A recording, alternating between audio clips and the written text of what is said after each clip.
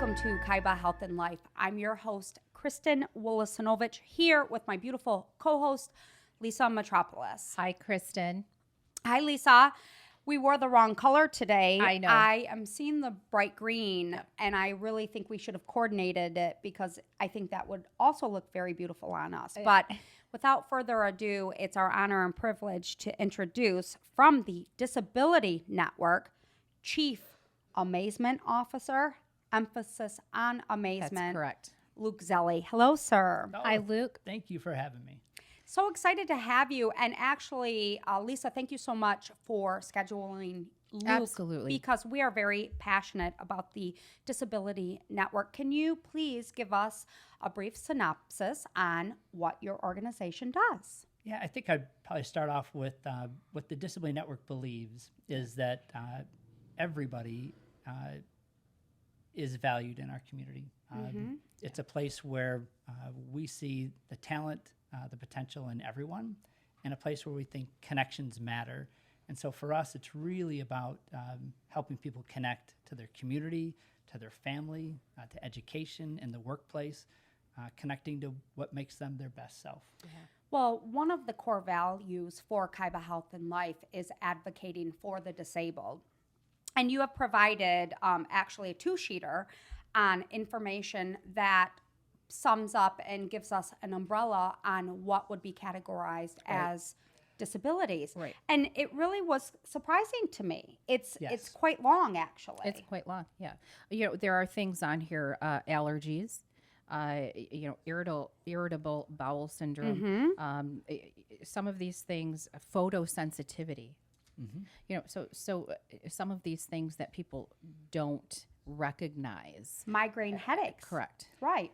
Yeah, I think so much of kind of the civil rights movement and the disability movement was focused on barriers, accessibility barriers, attitudinal barriers. And so I think people throughout the years considered disability, what comes to mind are folks in wheelchairs or folks who are blind, folks who are deaf, which is all true.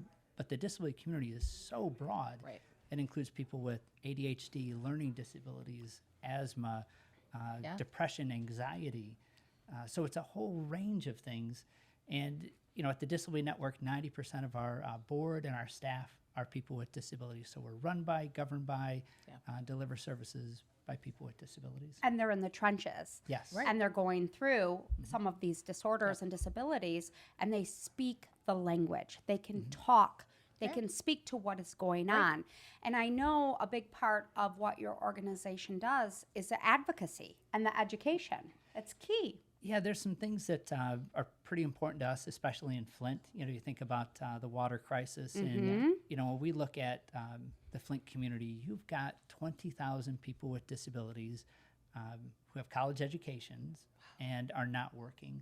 Yeah. And I think of employment as one of the primary ways that you can help people to be independent. Yeah. But so much of it is around that stigma, that lack of knowledge and awareness of disabilities. And, they did a study over in England just a few years back around people with disabilities and perceptions. And 75% of people are just terrified to walk up and have a conversation with the person with the disability. Wow. So, part of that biases that people have, that unconscious bias is something that we're out in the community trying to change so we can move the needle on employment. Our board, our community, has set a goal by 2020 that Flint and Genesee County will have the highest percentage of people with disabilities working in the nation. That's I love incredible. that. I love that so Those much. that is absolutely incredible. And I think too, what is important to know is oftentimes the people who have disabilities, they are receiving benefits. Yes. Correct? They're receiving state benefits. But often there is that barrier to get out and work because their own self barrier that they don't think they can do it. Tell us a little bit how you help them overcome some of that, that fear. Yeah, so Flint is just an amazing focal point for this. When I think about the high poverty rate that we've got in Flint, so you've got 40% poverty, and you have a resilient community that just survives. I mean, they are That's true. hardworking. Grit, baby. We call it grit. Yeah. And Yes. so what happens when a student or a youth in Flint is labeled as having a disability, with the best intentions, we provide all the wraparound supports. And I say we, the community, the government, and which is great. So it helps that safety net. And it provides resources that they wouldn't otherwise have received. But what tends to happen is that income, the supports that the child gets, ends up counting for about half of the family's income. And so there's really no Right. incentive for the student to work. And so you start to get this generation of poverty and disability and folks in poverty. And I would say people with disabilities in general have a lack of access to health care. And there's this stigma around disabilities like mental health. And so a lot of it can go untreated at times. And Yes. if you can break down that barrier, really make that stigma fall away, you'll have more people with disabilities self-disclosing. You'll have more people wanting to work. And I think part of what we're doing, which is kind of innovative, you think of the unconscious bias trainings that Starbucks has done, and Yes. I think it's Sephora. They have. It's a Yes. And Yeah. so part of what we're doing with the Flint and Genesee Chamber is unconscious bias training around disabilities. And Tell me a little bit about it. Yes. It's, Yeah, it's fascinating. yeah. And I think it's an incredible, like you said, innovative, conceptual Yeah. progression. yeah, so we've worked with a local company, took their top 50 managers. They have about 800 employees. Took their executive team, and we did a training on disabilities and unconscious bias. And at the beginning of the training, we asked, with an anonymous clicker, like how many folks in the room self-identify as having a disability, and 2 out of 50 self-identified. We really walked through what disability is and what it isn't, kind of the conversations we were just having. It's on seasonal affective disorder. You've got diabetes, asthma. You had 45 out of the 50 people in the room self-identifying as having a disability. Wow. And all of a sudden, it isn't that person across from you that you're terrified to have a conversation with. You're literally looking at yourself. That's you're right. looking at a community of your peers. And so that's one small thing that we've done to help remove some of that barrier. Wow, it's incredible. I will tell you, when you provided this to me, this information, it changed my whole scope on what disability and what umbrellaed under that terminology. And I will tell you, you brought up a very good point. I have we have 2 very good friends. One was shot and is a quadriplegic, and the other has cerebral palsy, and both are in wheelchairs. Yep. And both are big friends of the show. We've had on guests. And what they've also explained to us is they come on and they talk about dating, and they talk about getting their hair done, and they talk about everyday living. They are everyday. Yep. We're all the same, but they talk, they have certain challenges and certain things that go along with being in a wheelchair. But, our girl Angela Peters is like, I want to date. Yeah. I want to ultimately get married. And it's hard because when we're with them, we get it because we're with them every day, yeah. but we're talking about the general public. Yeah. And that's something that the Disability Network is out there advocating, educating, and really changing that stigma. Yeah, I think that's why shows like this are so important. Yeah. That you can have this dialogue and get the conversation started. We've done some pretty big changes in the last 3 years at the Disability Network, trying to be out in the community more, engaging more, collaborative more, so accessible kayaking, partnering with Right. the Flint Watershed Right. Coalition. Yes, so exciting. Well, you have a big event July 27th. We do. You We do. Repelling over the edge. Yes. This is incredible because it's people with disabilities, even some in wheelchairs. And this happened. You did this last year as well. This is such a wonderful event, and people can sign up to do this. What is this? Yes. So what's really amazing when I think about what we can do in the community for accessibility, I mean, who would have thought that you could have people in wheelchairs rappelling over city buildings in downtown Flint?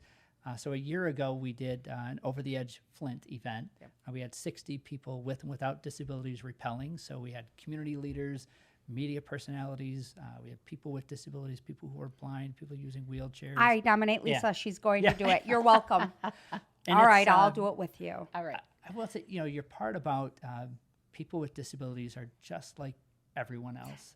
Absolutely. One Yeah. of the things we did, we took 10 students from Flint with disabilities and asked if they wanted to rappel over the side of a building. And most people had the same reaction, like, no way. Right. And we said, well, if you could rappel for a cause, something that was important to you, what would you do? Right. And so a lot of folks, students and volunteer out in the community at different places. So a young man that volunteered at the Humane Society, he said, man, if I could go over the side of a building and raise awareness for the Humane Society and I could save one dog, I would do that. Yeah. And so, for us to be able to put a spotlight on, again, people with and without disabilities, rappelling over the side of a building, overcoming fears. That's what I was going to say. It's just showing you can do anything Yes. you want to do, anything you put your mind to it. And I think that's what, Luke, you and your staff and your team do such an amazing job is it's almost like when they become diagnosed Yeah. or overdiagnosed, it almost puts these massive limitations, don't WebMD it, don't Google it, when it's quite the antithesis. It's not a death sentence. It's not this. It doesn't mean that. It means you can do whatever you want to do. Yes. I have a child who struggles academically, and but she's also had 10 major surgeries prior to turning 3 years old. Studies have shown being exposed to anesthesia prior to 3, 99% will probably cause learning disabilities. And she says to me, Mom, I'm struggling. I just hate being that I'm stupid, like she self-labels. And I said, oh my gosh, quite the antithesis. We will help you thrive. There is ways to go about it. And I think, telling her personal story is so important because when I talk to her educators, she doesn't fall in this cookie cutter realm. And you are going to have to come out of your comfort zone and help me help this child thrive. Right. But And I get that's excited the about advocacy. this. This I get next passionate. generation, they don't see disability like They previous don't. generations, Yeah. No. whether it's the Me Too movement. They or, don't. Yeah, they are not going to settle for being second-class citizens. They recognize it. They actually aren't afraid to announce it, to discuss it, Right. Absolutely. to have thoughtful conversation about it. But they're also very quick to show you it doesn't define you Yeah. and how to overcome anything. And that's why organizations like the Disability Network came into existence 25 years ago, because there really wasn't that point. That voice. And now there is, and we're just really trying to put a megaphone and a spotlight on it. And again, shows like this are so important for it. What do you need in regards to your initiative for the year 2020?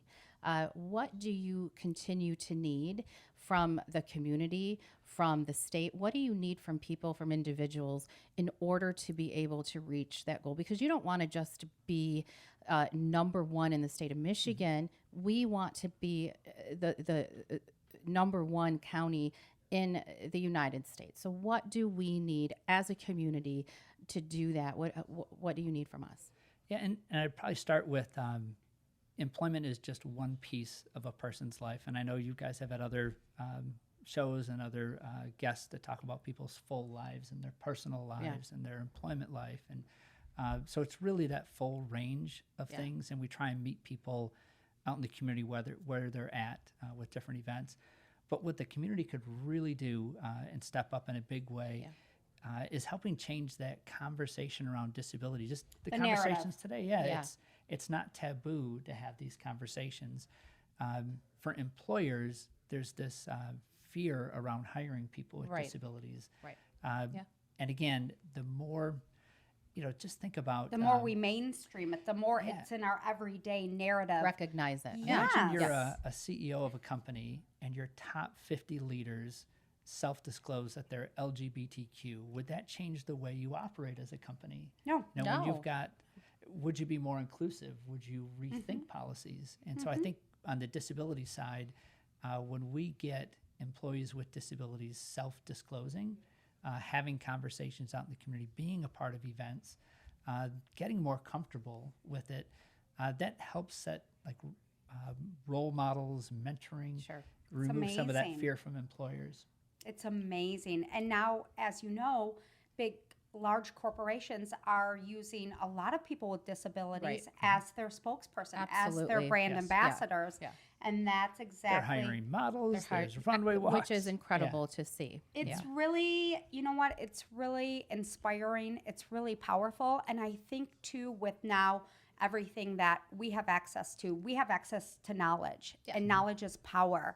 And there's no excuse anymore for not knowing. Yeah, And right. we know data shows as well. I mean, you even look at the Asperger's spectrum. You Right. look at autism in children. You look at ADHD. You look at everything that we have accessible. It ties into your point, Luke. We all umbrella. I mean, I'm looking at pregnancy. I'm looking at PTSD, Color blindness, renal disease. I mean, those are things that need to be shingles. recognized. All That's of exactly the, right. Yes. all of those disabilities listed have been accommodated in a workplace. And Right. so, for when I think of the employers in Flint, or even, across the country that are looking for talent right now, there is a talent pool that's available. But you have to reach out to folks. You have to make it a real opportunity and encourage people with disabilities to apply. We had a conversation earlier about a young waitress that apologized for having a disability, and that's not the culture that really values people. It's not Right. what we want to. Right. There's And no shame. There's no embarrassment. You've got 100,000 people in Flint who've been impacted by the water crisis, and these are folks For that years likely to come. have a disability. It doesn't mean they can't work. They can't have great lives. Right. It's not a death sentence. It's just the opposite. It does not define who Right. they are as a Right. whole. Luke Zelli, how can people get a hold Yes, of you? yes. How can people get more informed and educated? Absolutely.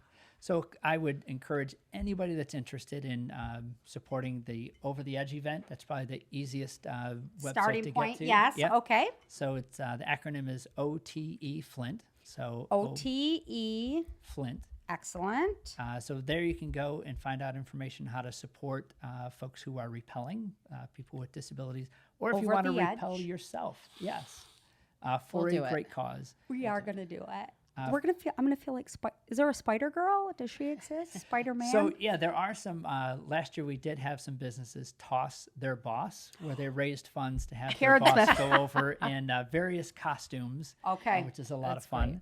Perfect. And from that website, you'll also find the link to the Disability Network, Right. Which is disnetwork.org, DISNETWORK.org.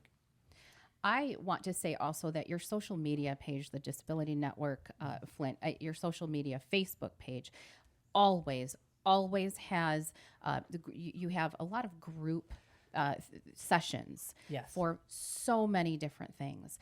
For so many of these afflictions, some disability networking that you do for many of these things. Group support, that's Group great. support, and Yeah, you have them there's- all the time. But they're art sessions, they're music sessions. Yes. They're Oh, that's great. incredible That's and great. fun. Yeah, It could be biking events, kayaking events, art classes, always. and even job clubs. But I think that counseling piece and connecting with peers, if one person who's maybe struggled with epilepsy connects with another person with epilepsy that has kind of been down that road, they've It's- been successful. it's a great they've gotten support job. tool. It is. And so that peer You don't feel alone. Yes. Yeah. Absolutely. Well, Chief Amazement Officer, I see That's why right. you have that That's it. name. That's right. I my can staff, see. My staff gave it to me. What I will tell you is 3 years ago when I took over, we changed. I asked staff if you could do anything, what would you do? They changed the colors to green, blue, and orange. Green is a sense of action. It's Orange is great. hope. I love it. Blue is that trusted disability signal or symbol. And then the names. So I have a clear objective every day when I go in to make the workplace amazing and have an amazing experience for folks accessing our services. I love that. We can't thank you enough. Only the beginning. Absolutely. We have only scratched the surface in discussing this topic and providing more information. right. Thank you beyond words, Luke Zelli. Thank you, Lisa Metropolis. Thank you. Thank you. This has been Kaiba Health and Life.